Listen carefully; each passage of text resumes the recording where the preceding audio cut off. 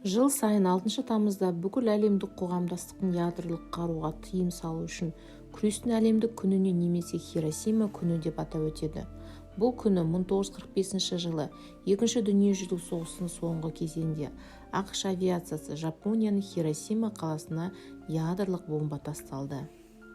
Хиросима мен Нагасакидің атом бомбалары адамзаттың тарихындағы ядролық қаруды әскери қолданудың жалғыз мысалы болып табылады. Хиросимаға уран заряды бар бомба тасталып, оның эквиваленті тротиласы шамамен 20 мың тоннаны құрайды. 9 тамызда Нагасакиге бірдей қуаттағы плутоний заряды бар атом бомбасы тасталды.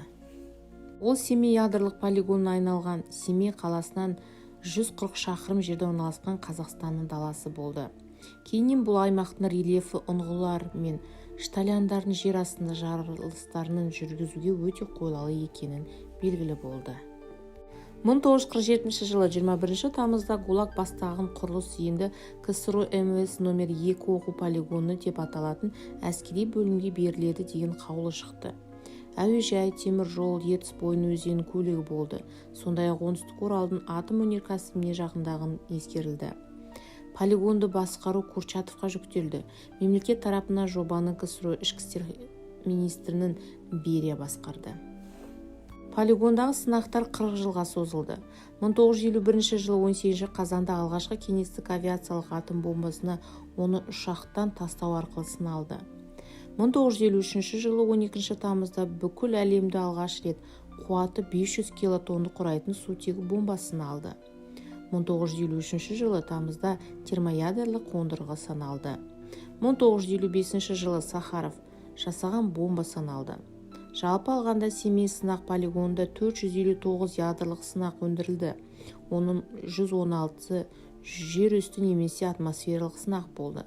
Барлық осы жарылыстардың жалпы қуаты Хиросимаға тастаған атом бомбасының қуатынан 2500 есе көп болды. Осы жарылыстардың әсерінен радиоактивті шөгінділер жақын маңындағы бұлттар мен жел арқылы таралды.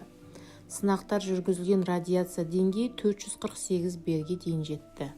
1949 жылы 29 тамызда таңғы сағат 6:30-да Абай және Абаралы аудандарында халықтың алдын ала ескертпей қуаты 22 килотонн болатын алғашқы жарылыс жүргізілді. Сынақты РДС номер 1 сутек бомбасы өткізді. Конкурс на лучший детский подарок любимому Йосипу Виссарионовичу Сталину, который проходит по всей нашей необъятной родине СССР, продолжается. А теперь Асимбалакова Загарова исполнит народную песню на стихи Абая, кстати, уроженца нашего края.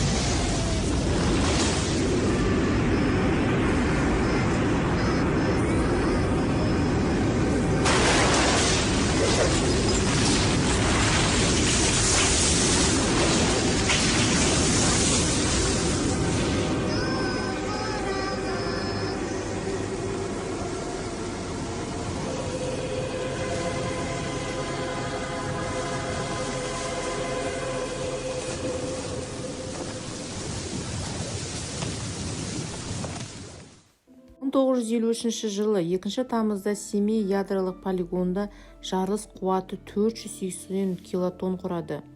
Жарылыстан кейін пайда болған қызыл радиоактивті газдар 16 шақырым биіктікке көтерілді. Осы жарылыстардан кейін 10 шақырым радиуста бірнеше күн бойы жабайы гүлдер көгілдір жарықпен жарқырады. Мұнда жыл сайын 14-18 ядролық жарылыс болды. Дегелен тау осы сынақтардан салдарынан көптеген тастарға айналды. Әрбір үшінші жарылыстан кейін радиоактивті газ жер астында шығарылды. 1989 жылы 12 ақпанда кезекті жоспарлы сынақтар өткізілген кезде үңгірлердің бірінде қуаты 70 килотонн асатын ядролық заряд жарылды. Осы жарылыстан кейін үңгірден тағы бірнеше күн радиоактивті газдар шықты. 1965 жылы қаңтарда тағы бір жарылыстан кейін 2,5 миллион текше темір жер әуеге көтерілді. Бұл сынақтың мақсатында айна түрінде жасанды су қоймасы құру болды. Су қоймасының диаметрі 400 метрге, тереңдігі 100 метрге жетті. Жасанды көл радиоактивті ыдырау қалдықтармен ластанған. Семей полигоны Қазақстан Республикасының тұңғыш президентінің бастамасымен 1991 жылдың күзінде жабылды. Осылайша толығымен 459 жарылыс болған полигон бір жола тынышталды. Ел басшылығы туған жеріне және бүкіл адамзаттың тыныштығын қамтамасыз етуге ұмтыла отырып, ақш, Ресей, Франция сияқты мемлекеттердің басшыларымен өте күрделі және ұзақ келіссөздер жүргізді және 1994 жылы оның нәтижесінде Қазақстан аумағын ядролық қаруды жою болды. Ядролық державалар ақш, Англия, Ресей, Қытай, Франция Қазақстан тәуелсіздігіне қарсы күш қолданбауға міндеттеме алды. 1995 жылы соңғы ядролық қару Қазақстан жерінен шығарылды.